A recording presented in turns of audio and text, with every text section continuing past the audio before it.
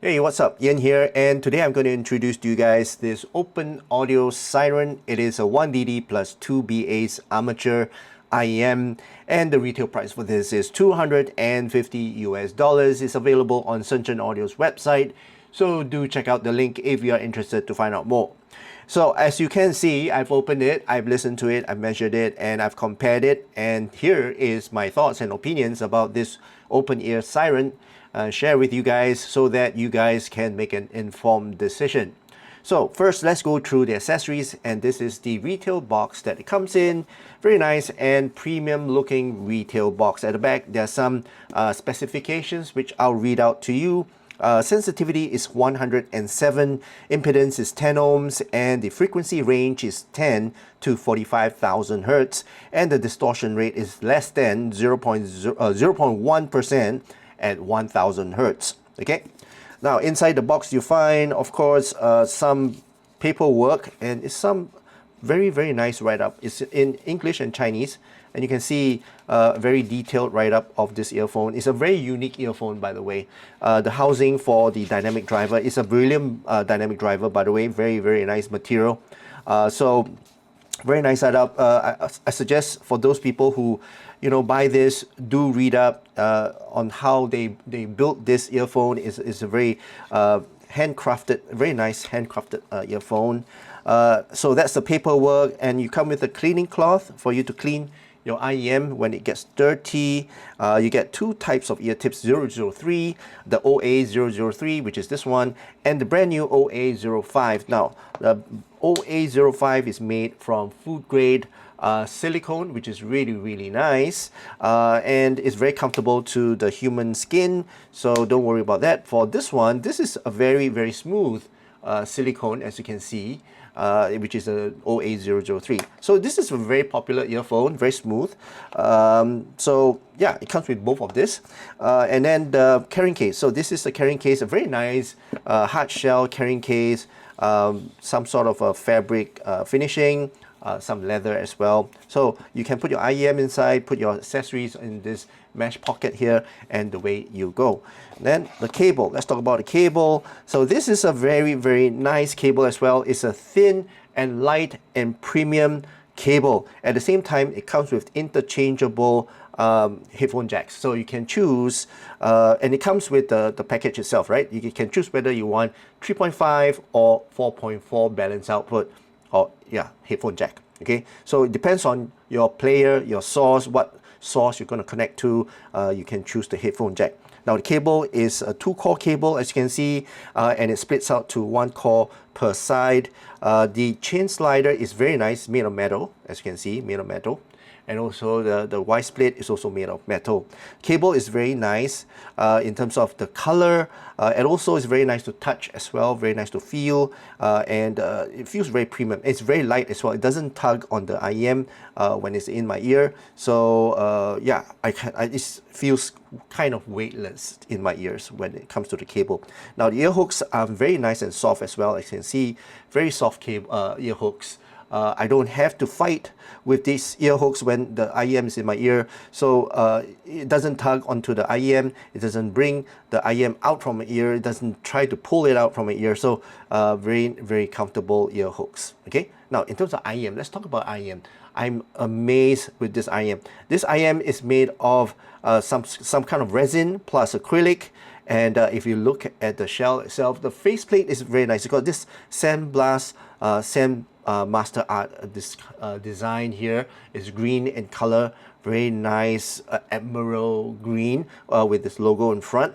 Now the amazing part is the inside. Look at the inside, whereby you can see it's clear, crystal clear, see-through, transparent, and you can see the dynamic driver in here. I'm not too sure with that light reflection whether you can see or not, but it's very nice.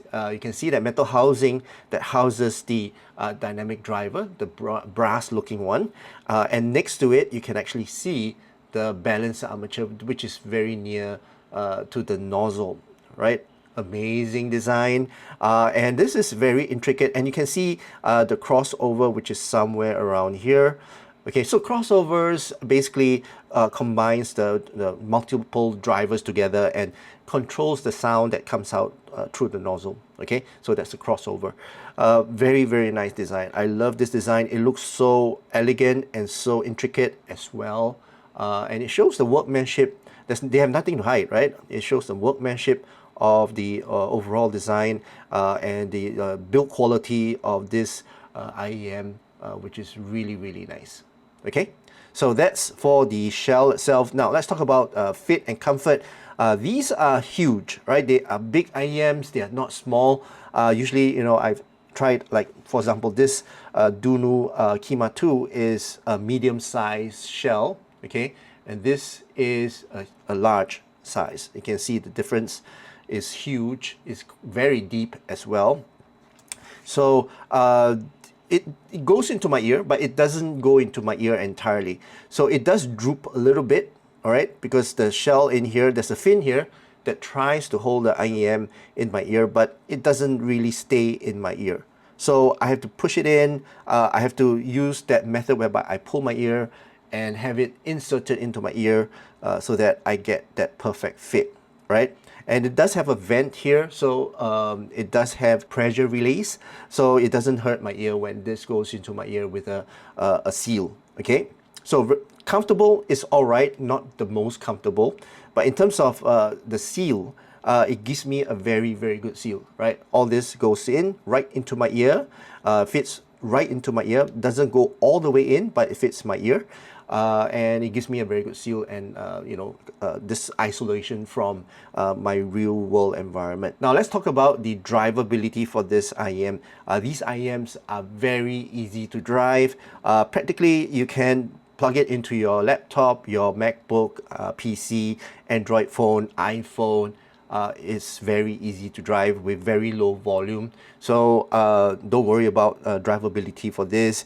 And this matches with most warm DACs and DAPs, so this is a kind of a warm and fun kind of a sound signature. So yeah, you can match it with more of a warmer kind of DAP. Okay, now in terms of technical performance, this is amazing. Wow, the resolution on this. Okay, let's first talk about the sound stage.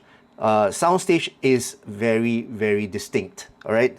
When I listened to this and I compared it with a single dynamic driver IEM, a single driver IEM, don't say dynamic driver IEM, you can tell that the sound separation on this is, and the soundstage of this is so much different, right? You can immediately immerse yourself into the soundstage.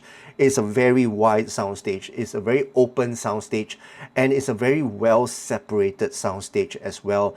Very distinct separation of the instruments and vocals, and it's handled by different drivers. You have your dynamic driver that handles the bass, and then you have the balance armature that handles the mids and the highs. So with three different drivers handling three different frequencies or three major frequencies, the sound separation on this is fantastic. It's not very natural because you know, overall I find that it's a bit too distinct, but it's very, very nice to listen to. I mean, I can distinctly hear the instruments and the vocals very well separated in their own space. Okay. In terms of detail retrieval, this is fantastic. I can hear every nuances on the track that I'm listening to. So very, very good distinction of the details. Okay. All right, so let's talk about the sound signature. I'm going to post the graph somewhere up here so you guys can take a look. Now, looking at this graph, the tone and timbre for this is kind of fun, kind of warm as well. It's more of a balanced tuning.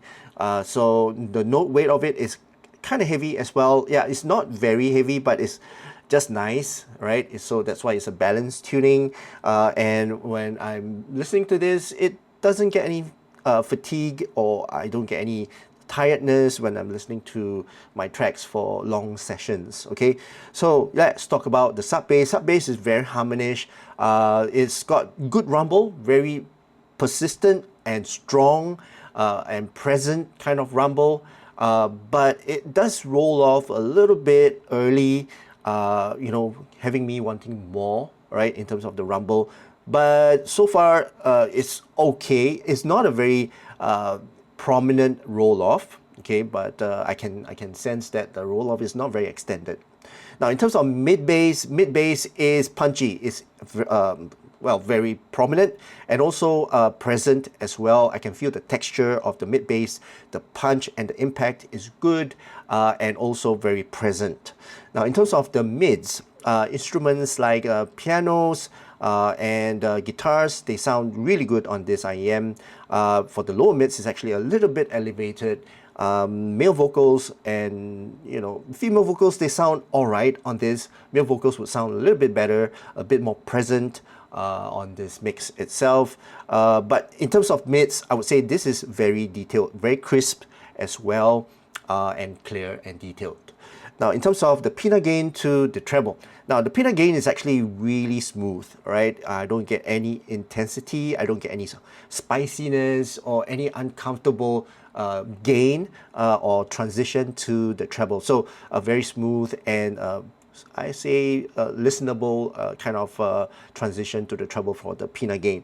Now, in terms of the treble is, I would say, dark, right? It's a little dark, but at the same time, it's forward. It's kind of forward because they tend to tip the overall presence, and after that they dip it down quite significantly when it comes to the brilliance, which is the overall brightness of the treble. So I would say it's dipped down a little bit recessed, and overall a little bit under the Harman target, having me wanting a little bit more in terms of brightness and the overall engagement of the treble.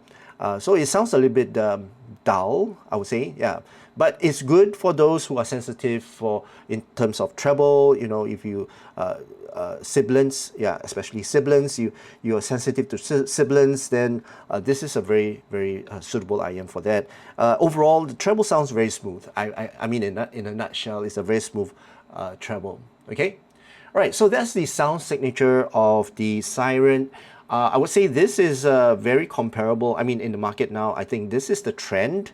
A lot of IEMs now are quite harmonish, and when it comes to the treble, it's quite dark in a sense that you don't get sibilance or any sharpness to the treble, so that you can listen to your tracks without feeling any fatigue. And this is suitable for mainstream music and pop songs. You can listen to trance actually. Yeah, I listen to trance and techno on this as well. It's quite satisfying, but I wanted a little bit more in terms of the bass. Okay, but yeah, in terms of mainstream music, this is very suitable for that. Okay, so for $250, I would say technical performance of this is fantastic, and also all the accessories that comes with it is very worth it for their $250. Comparable to a lot of high-end earphones like the Dunu Falcon Ultra. This is steel as compared to those. Okay, so let's compare it with another IEM which I just reviewed, and this is the Dunu Kima 2, right? So I'm going to post a graph somewhere up here again, and if you compare the two graphs, they are quite similar, right? As I mentioned, nowadays the manufacturers are tuning the IEMs in this manner. I would say the SIREN has got a more satisfying bass, okay, and the overall sub bass for the SIREN is, even though it's not as extended as the Dunu Kima 2, I would say it's actually still alright because it's quite forward. And it's quite harmonious as well. Now, in terms of the technical performance, I mean, this is not a fair comparison, but the SIREN beats the Kima 2 hands down.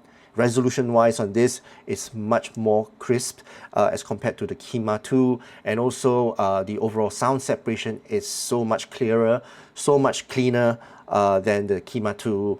So, I mean, it's not a fair comparison, but I'm just going to give you that comparison anyway. So, technical performance beats the Kima 2 hands down. Okay, now in terms of the mids are actually quite similar. The mids are forward, all right, and overall a more lower mid-centric type of mids, right? So I think both of them are quite comparable, but it's just that the Siren brings out more details as compared to the Kima 2. Kima 2 is more musical and more organic, I would say. Now, in terms of treble, the Kima 2 is a little bit more engaging, right, in terms of the pinna gain to the treble and the overall treble itself. The Kima 2, even though it's also a pretty dark treble, but I would say if you compare the two, the Kima 2 is a little bit brighter, a bit more engaging in terms of the treble, a bit more crisp as compared to the Siren. Okay, and also the trail off or the roll off of the treble, I would say the Kima 2 is a little bit more natural as compared to the Siren. Okay, but overall I would say the Siren is a better performer when it comes to technical performance, and of course, you know, as you know me, I go for technical performance, and this is, you know, is giving me a very good resolution, high-end resolution at the same time, very good sound separation as well. All right, so that's my comparison with the Kima 2, and also that concludes my overall review of this Open Audio Siren. I hope you guys enjoyed watching this video, and if you did, please give this video a thumbs up, and also please don't forget to subscribe to my channel. I hope you guys have a great day ahead, and I'll see you again in my next review. Cheers.